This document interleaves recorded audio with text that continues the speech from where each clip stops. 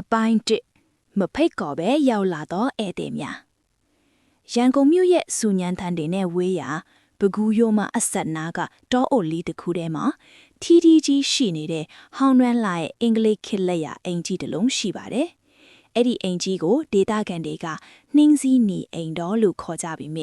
လွန်ခဲ့တဲ့နှစ်ပေါင်း30ကျော်ကတည်းကလူသူကင်းမဲ့ဒီခြုံရွယ်ပိတ်ပေါင်းနေကြမှာတိတ်ဆိတ်နေခဲ့တာပါ။ဒီနေရာပဲလားတူတာမင်းချောရဲ့အင်ကြီးကနေလင်းကကားပေါ်ကဆင်းရင်ရှေ့ကမြင်ကွင်းကိုကြည့်ပြီးမေးလိုက်တယ်။သူ့လက်ထဲမှာတော့ professional camera တစ်လုံးကိုကြစ်ပါအောင်စုပ်ကိုင်ထားတယ်။သူတို့က urban explorers လို့ခေါ်တဲ့လူသူမနီးတဲ့နေရာဟောင်းတွေကိုလိုက်လံရိုက်ကူးပြီး YouTube ပေါ်တင်တဲ့အဖွဲ့ပါ။အေးလေဒီအိမ်ကနာမည်ကြီးပဲ။ကြားဖို့တော့ဒီအိမ်တဲကိုဝင်သွားတဲ့သူတွေဟာပြန်ထွက်လာရင်စကားမပြောနိုင်တော့ဘူးတဲ့။တခုခုကိုကြောက်လန့်တကြားငေးချီနေတတ်ကြတယ်လို့ online မှာဖတ်ဖူးတယ်။လို့သူတာကဖုန်းထဲကမြေပုံကိုကြည့်ပြီးပြန်ဖီတယ်။သူတို့နဲ့အတူပါလာတဲ့မေကတော့အင်ကြီးကိုကြည့်ပြီးချောချားနေမိတယ်။အင်ကြီးရဲ့ပတင်းပေါက်မှန်အမဲရောင်တွေကသူတို့ကိုစိုက်ကြည့်နေတယ်လို့ခံစားနေရတာကြောင့်ပါ။ငါတို့တကယ်ပဲဝင်ပါလား။နေလဲစောင့်နေပြီ။မကြောက်စမ်းမနဲ့မေယာ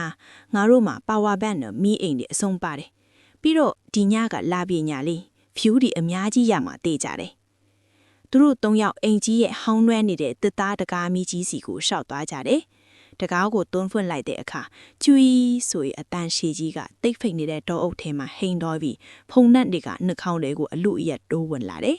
။အိမ်ထဲရောက်တာနဲ့သူတို့ရဲ့လက်နှိပ်ဓမီယောင်တွေကမှောင်မဲနေတဲ့အဲခန်းမကြီးတွေကိုဖျက်တမ်းသွားတယ်။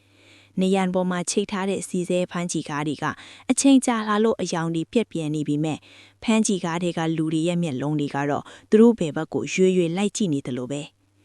ဒုံရုတ်တရက်အပေါ်ဓာတ်ကပြင်းထန်တဲ့အတန်တစ်ခုထွက်ပေါ်လာတယ်။ဘသူတစုံတယောက်ကလေးလံတဲ့အရာတစ်ခုကိုကြမ်းပြင်းပေါ်ပစ်ချလိုက်တယ်လို့မျိုးဘသူလဲ